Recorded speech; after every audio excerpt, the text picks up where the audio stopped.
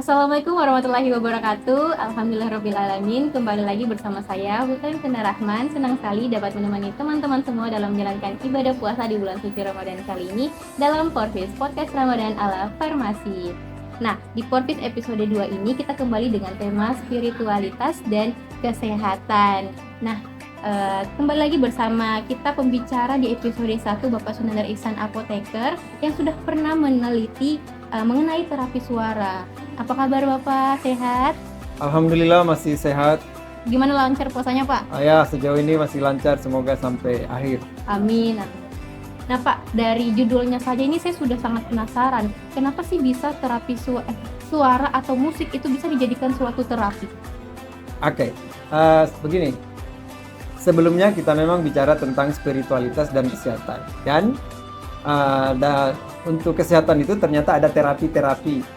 Orang menyebutnya itu spiritual terapi. Jadi terapi spiritual. Nah, seperti terapi spiritual ini sebenarnya adalah terapi-terapi yang menggunakan praktek-praktek agama atau term-term agama untuk menterapi pasien. Misalnya kita di dalam Islam kita kenal itu terapi ruqyah. Di terapi ruqyah itu untuk pasien-pasien yang istilahnya itu kerasukan, kemasukan jin, itu dibacakan ayat-ayat suci Al-Quran. Nah, ini sebenarnya terapi-terapi yang menggunakan ritual-ritual agama. Ada juga terapi musik tadi. Terapi musik itu digunakan oleh Al-Farabi. Al-Farabi itu adalah dokter sebelum Ibnu Sina atau Avicenna. Jadi dia menulis, dia dikenal sebagai dokter ruhani sekaligus dokter fisik. Jadi dia dokter penyakit ruhani dengan penyakit fisik. Nah, dia menerapi pasiennya itu salah satunya menggunakan musik. Jadi dia, kita tahu Al-Farabi dia seorang musisi juga, dia juga seorang filsuf, bahkan dia disebut sufi, tapi juga dia seorang dokter. Dan dia lebih terkenal dokter. Nah, terapi yang dia pakai itu terapi musik. Jadi dia menggunakan pendekatan suara untuk terapi pasiennya. Jadi terapi suara itu adalah menggunakan suara.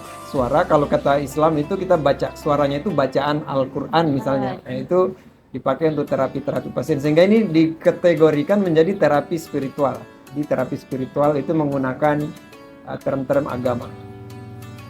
Atau terapi puasa misalnya.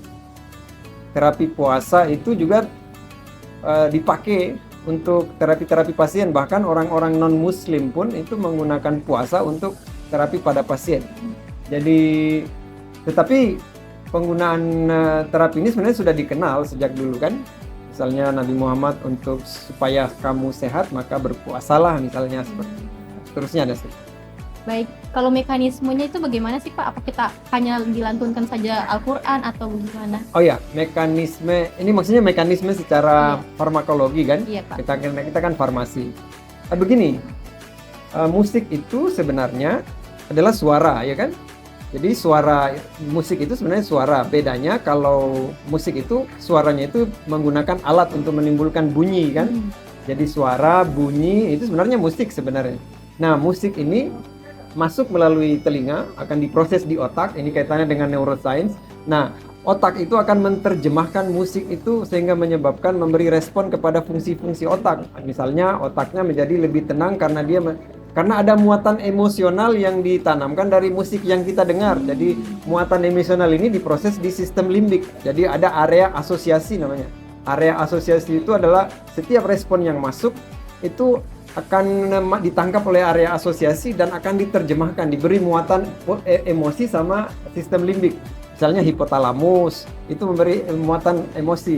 Jadi kalau kita dengar musik itu akan ada emosi yang timbul karena direspon dengan sistem limbik. Misalnya pada saat, dan di dalam sistem limbik ada memori. Misalnya kita dengar musik tertentu dan memori kita terbayang pada saat kita lagi tidak enak perasaan, itu menyebabkan musik itu menyebabkan respon tertentu. Sama seperti Al-Quran, bedanya karena kita sebagai umat Islam, Al-Quran itu kita sudah tahu firman Tuhan. Sehingga memori tentang Al-Quran itu sudah tertanam di otak kita. Begitu kita perdengarkan Al-Quran yang dengan memori kita bahwa itu adalah firman Tuhan, sehingga timbul persepsi, direspon oleh otak. Sehingga otak itu meresponnya dengan perasaan lebih tenang. Nah, yang kedua menurut Quraish Shihab, Al-Quran itu memang agak sedikit unik. uniknya itu satu, iramanya unik, langgamnya karena dia naik turun pendeknya itu sama. Misalnya selain itu secara fisik Al-Quran itu juga memiliki keseimbangan yang stabil. Misalnya jumlah hari itu disebutkan 7 ayat 365 kali. Nah, atau jumlah bulan itu disebutkan 12 kali. Ini kan ada kesetimbangan matematis seperti ini yang sehingga keunikan Al-Quran. Kemudian dari segi alunan langgamnya itu juga unik. Maurice Bucaille misalnya mengatakan Al-Quran itu suaranya unik sehingga menyebabkan yang mendengar itu merasa tenang, merasa nyaman. Itulah dasar-dasar terapi secara umum dari terapi suara Al-Quran. Baik, pantas Pak kalau kita dengar lagu, kalau kita sedang merasa galau, dengar lagu galau tambah galau. Ya. Jadi Ya. ternyata ada faktor seperti itu ya Pak. Kalau misalnya Pak ini terapi atau pengobatan yang suka menggunakan air yang didoa-doakan, itu masuk Kak di spiritualitas? Iya. Air. Air kalau tradisi menggunakan bacaan itu sebenarnya sudah lama. Nabi Muhammad juga membacakan ayat Al-Fatihah untuk menerapi pasien. Tetapi orang-orang tua kita di kampung juga sama menggunakan bacaan-bacaan, mendoakan. Nah, penelitiannya Masaru Emoto tentang air itu ternyata dia membuktikan bahwa air yang diberikan kata-kata positif itu memberikan kristalnya itu berubah menjadi indah seperti berlian. Tetapi begitu air diberikan kata-kata yang negatif, airnya itu berubah kristalnya menjadi lebih jelek. Ini artinya air pun merespon kata-kata yang baik. Sehingga doa agama apapun, penelitian Masaru Emoto itu dia doa agama Shinto, doa agama Kristen itu ternyata efeknya sama, kristalnya. Sehingga memang kalau air yang dibacakan doa dengan harapan kesembuhan itu pasti kristalnya lebih indah. Nah, kristal yang lebih indah ini kan bersesuaian dengan struktur molekul tubuh kita. Sehingga itu akan kita tahu penyakit itu sebenarnya ketidakseimbangan yang terjadi, sel-sel tubuh kita tidak seimbang, ketidakseimbangan hormon, ketidakseimbangan sistem saraf yang bekerja karena misalnya ada kolesterol yang menyumbat sehingga menyebabkan metabolisme tidak lancar. Nah, air itu kan dia dengan sifatnya yang mudah larut, itu kan dia bisa sampai ke level molekul sama seperti suara. Suara itu dia bisa menembus di level submolekul, makanya Alfred Tomatis itu dia menghancurkan sel kanker menggunakan bunyi suara musik. Nah, makanya saya pernah melakukan penelitian tentang suara bacaan Al-Quran pada pasien depresi. Nah, itu memang terbukti pasien depresi yang mendengarkan suara bacaan Al-Quran itu tingkat depresinya memang lebih turun dibanding yang hanya pakai obat saja. Nah, itu kira-kira seperti itu secara mekanisme. Baik Pak, itu kan tadi dari segi spiritualitas. Kalau ditinjau dari segi kesehatan itu bagaimana Pak? Segi kesehatannya, yaitu tadi terutama terapi suara menggunakan bacaan Al-Quran. Itu orang-orang muslim yang meyakini Al-Quran itu firman Tuhan itu sudah memiliki satu modal positif bahwa bacaan Al-Quran ini adalah anugerah Tuhan untuk orang-orang yang seperti yang mengalami ketidaknyamanan, terutama penyakit. Dan di dalam Al-Quran juga memang Al-Quran itu disebut sebagai asyifa, penyembuh kan begitu. Jadi ini sudah membentuk emosi positif. Nah, emosi positif itu seperti tadi kerjanya otak, respon yang masuk direspon oleh otak dan akhirnya memberikan metabolisme menjadi lancar. Ada satu yang dilupa, terapi puasa seperti sekarang. Nah, puasa ini saya ambil dari segi mekanisme autofagi dari puasa.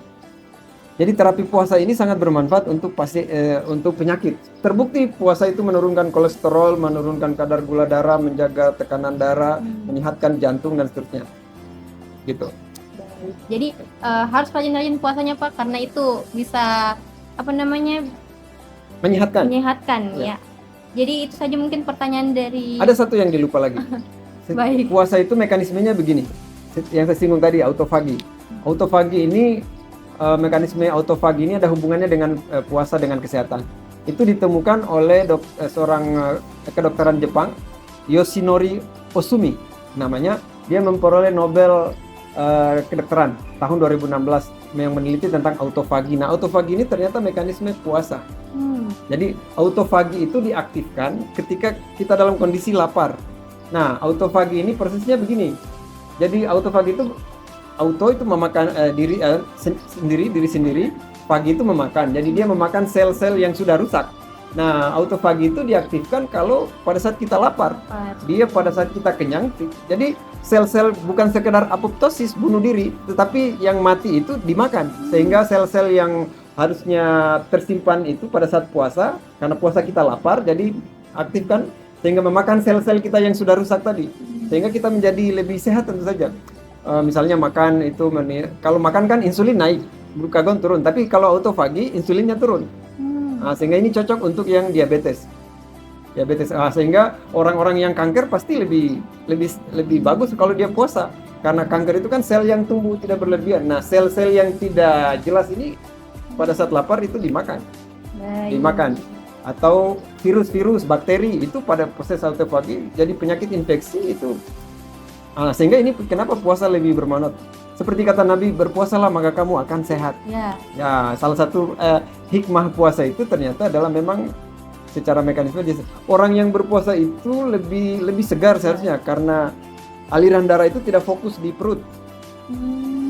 Tidak memproses makan, dia fokus makanya orang yang berpuasa itu lebih cemerlang kalau berpikir karena sel-sel sarafnya itu darahnya itu lebih ke otak, bukan ke perut yang mengurusi makanan. Kulit lebih halus. Karena aliran darah tidak mengurusi perut tapi dia mengurusi yang lain.